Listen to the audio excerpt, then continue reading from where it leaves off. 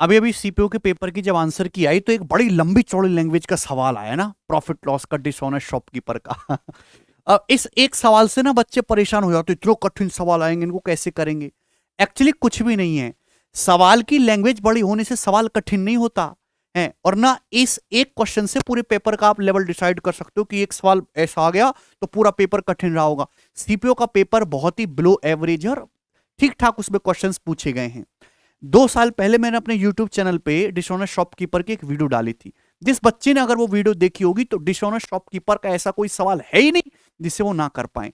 एक ऐसा रामबाण विधि है मेरे पास, रेशियो मेथड, जिससे आप डिसऑनेस्ट शॉपकीपर का कोई भी सवाल निपटा सकते हो, कैसा भी हो, कितना भी बड़ा छोटा आड़ा कैसा भी हो। जैसे हम देखिए इस सवाल में देखेंगे, बस आपको जल्दी जल्दी पढ़ना है।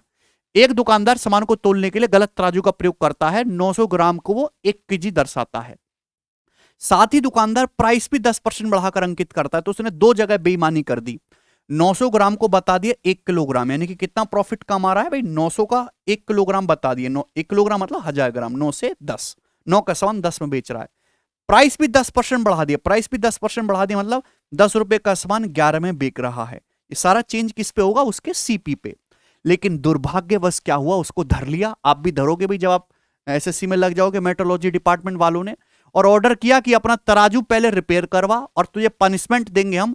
तू अपने कॉस्ट प्राइस पे हर महीने क्या देगा, 10% डिस्काउंट देगा और अपने कस्टमर को 20 रुपए की ही जो सामान बेचेगा 1 किलो। तो आपसे पूछा है कि रेट से पहले उस सेम क्वांटिटी के लिए कितना अमाउंट ऐड रहा था अपने कस्टमर से। तो आप बताओ, दो जगह बेईमानी कर रहा था, ठीक है भाई, एक तो वजन में भी और एक प्राइस भी बढ़ा के भी।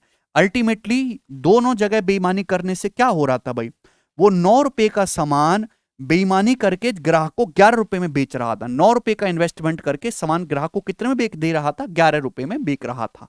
आप बोलोगे जी बहुत सही। अब उससे बोला कि भाई तेरे हमने चोरी पकड़ ली, तुझे 10% की छूट देनी होगी, सामान अब बेचेगा तो 20 रुपए का। तो 20 रुपए जो है वो कॉस्ट प्राइस के 90% की वैल्यू है। यहां से 100% की वैल्यू आप निकालेंगे तो कॉस्ट प्राइस जो आएगा वो 200/9 आएगा। यानी कि कॉस्ट प्राइस जो है वो 1 किलो सामान का 200/9 है। बात समझ में आई? तो फिर ये बताइए मेरे दोस्तों, पहले सामान कितने में बिक रहा था, 11 में। अगर 9 की वैल्यू 200/9 है तो 1 की वैल्यू कितनी है, 200/81। आप बोलोगे जी सर बिल्कुल सही, ठीक है भाई। और आपसे किसकी वैल्यू पूछी है, आपसे 11 की वैल्यू पूछी है। तो 2281 रुपए इस क्वेश्चन का आंसर आएगा, जो कि आपके पहले ऑप्शन की तरफ ले जाएगा। बात समझ में आई कि नहीं? बहुत ही शानदार सा सवाल था दोस्त। एक ये क्वेश्चन देखिए, ये भी सीपीओ के पेपर में आया है।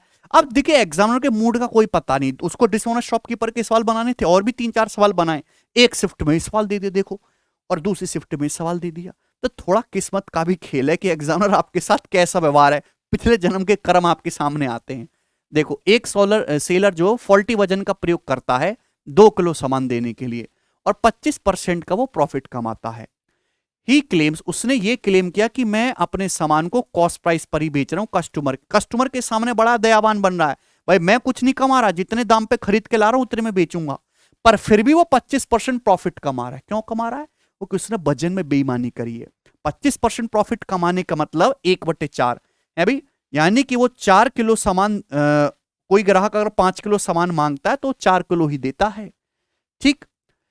तो आप बताओ 2 किलो में मेरे प्यारे भाई, how much error is there in the 2 kilo weight, 2 kilo weight में कितनी एरर है, ठीक है भाई। आंसर ग्राम में दे रखे हैं, 2 किलो वेट का मतलब 2000 ग्राम। ग्राहक ने 2000 ग्राम मांगा, 5 की वैल्यू 2000 ग्राम, कितने गुना है, 400 गुना। तो भैया कितना कम दिया जा रहा है उसे, 1 यूनिट। तो 1 की वैल्यू 400 ग्राम, 400 ग्राम ग्राहक को जो है कम दिया जाएगा।